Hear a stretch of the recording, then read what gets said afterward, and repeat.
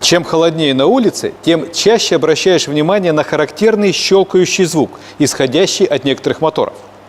Явственное клацание, очень похожее на стук глиняной посуды, проявляется сразу после холодного пуска и затем, через минуту-другую, постепенно стихает. В чем кроется причина такой необычной шумности? Опытные водители знают, что стук после запуска холодного двигателя может возникать из-за увеличенного зазора между поршнем и цилиндром.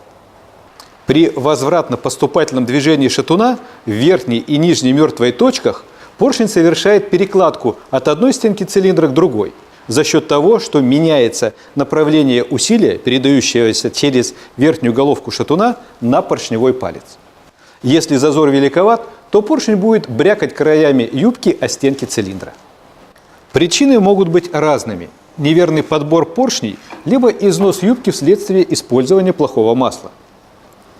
Износ может возникать из-за большого пробега, перегрева или смывания масляной пленки излишками богатой смеси. Вопрос, насколько критичен подобного рода стук? Опасно ли такое явление? На самом деле изношенные и тем более задранные края юбок не лучшим образом сказываются на долговечности поршневых колец и целостности канавок в самих поршнях.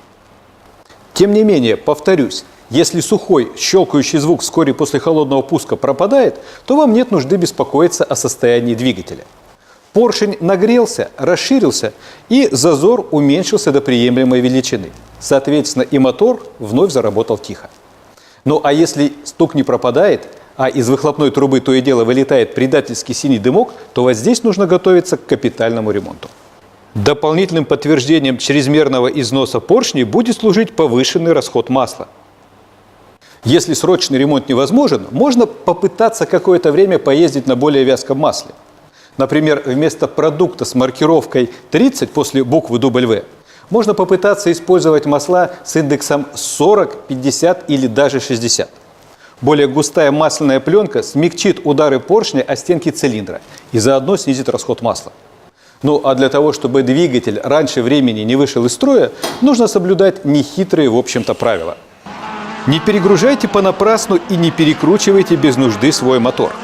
Используйте только одобренные заводом-изготовителем масла.